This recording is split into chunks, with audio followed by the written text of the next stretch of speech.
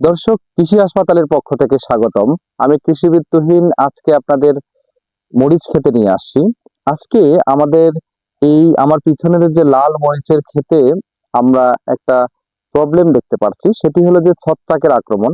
দেখেন, আমার সামনে সকল জমিগুলোর মরিচের গাছগুলো সবুজ, কিন্তু এইখানে একটা গাছ, এখানে একটা, আর হলো এইখানে একটা গাছ, এগুলো হলুদ পাতা। দেখতে আপাত দৃষ্টিতে এই গাছগুলো মোজাইকের আক্রমণ মনে হলেও আসলে কিন্তু মোজাইকের আক্রমণ না। এবং এই ঘটনাটি ঘটেছে শুধুমাত্র অতিরিক্ত বৃষ্টি বা আগাম বৃষ্টির কারণে।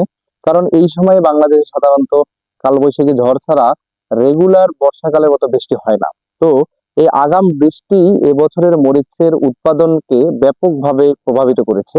সেই কারণে আমি আপনাদেরকে আজকে দেখাতে চাচ্ছি যে আগাম বৃষ্টি কি ক্ষতি করলো বা মরিচের যে উৎপাদন সেটাতে কি প্রভাব ফেললো। আমার এই সামনের মরিচের গাছটা তুলতেছি, দেখেন মরিচের গাছের পাতাগুলো দেখেন যে শিরাগুলো শুধু সবুজ আছে এবং বাকিটা হলুদ হয়েছে, মানে মোজাইকের মতো সিমটম দেখা দিচ্ছে। এবং অন্যগুলো দেখেন যে সবুজ সতেজ আছে স্বাভাবিক প্রক্রিয়ায়। এইটার কারণ হলো যে মরিচের গাছের গোড়ায় আমরা লক্ষ্য করলাম যে পচন ধরছে, এবং এই পচনটা ধরার কারণ হলো এক ধরনের ছত্রাক, সেটি হলো স্ক্লেরোসিয়াম রুলফসি নামক ছত্রাক। তো এই ছত্রাকের আক্রমণ এই আগাম বৃষ্টির কারণে হয়েছে। এছাড়াও এটি যদি বৃষ্টি না থাকতো, তারপরও যদি আমরা এই ধরনের লক্ষণ জমিতে দেখতে পেতাম, তাহলে আমরা কি মনে করতাম? তাহলে আমাদের মনে করতে হতো যে এই ধরনের লক্ষণ যখন জমিতে দেখা যাবে, তখন মনে রাখতে হবে হয় জমিতে কাঁচা গোবর বেশি দেওয়া হয়েছে, অথবা বিভিন্ন ধরনের রাসায়নিক সার যেমন ডিএপি আছে, টিএসপি আছে, এর অতিরিক্ত ব্যবহার, যেগুলো গাছের গোড়ায় আটকে গিয়েছে এবং গাছের গোড়ায় পচন ধরাইতে সহযোগিতা করেছে। তো এই ধরনের কারণেও মরিচ গাছের গোড়ায় হলো যে পচন ধরে এবং গাছের পাতাগুলো এরকম হয়ে যায়। তো অনেকেই অবশ্য বলতে পারে যে এগুলো ভাইরাস হয়ে গেছে, তুলে ফেলতে হবে। আসলে ব্যাপারটা ওরকম না। শুরুতেই এটা আইডেন্টিফাই করা গেলে, অথবা কাঁচা গোবর না দিলে, অথবা পরিমিত ডিএপি টিএসপি সার দিলে, অথবা যদি আগাম বৃষ্টি এবছরের মতো না থাকে, তাহলে সাধারণত এই ধরনের গাছগুলোকে ট্রিটমেন্ট করলেই ঠিক হয়ে যায়। তো আপনাদের কি ধরনের ট্রিটমেন্ট করতে হবে সেই বিষয়টা আমি এখন আপনাদের বলি। সেটি হলো যে মরিচ যখন রোপণ করবেন, মরিচ রোপণের 15 থেকে 20 দিন পর থেকে আপনাদের কার্বেন্ডাজিম এবং ম্যানকোজেব গ্রুপের যে কোনো কোম্পানির ওষুধ আপনাদের রেগুলার বেসিসে 5 থেকে 6 দিন পর পর স্প্রে করতে হবে।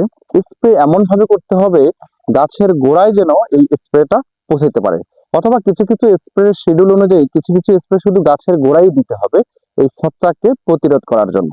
এছাড়াও একটা বিষয় মাথায় রাখবেন, বারবার একই ধরনের ছত্রাকনাশক ব্যবহার না করে ছত্রাকনাশক অল্টারনেট করে ব্যবহার করতে হবে। যেমন আপনি কার্বেন্ডাজিমের সাথে মেটালেক্সিল গ্রুপ অথবা ম্যানকোজেবের সাথে মেটালেক্সিল গ্রুপ ব্যবহার করতে পারেন।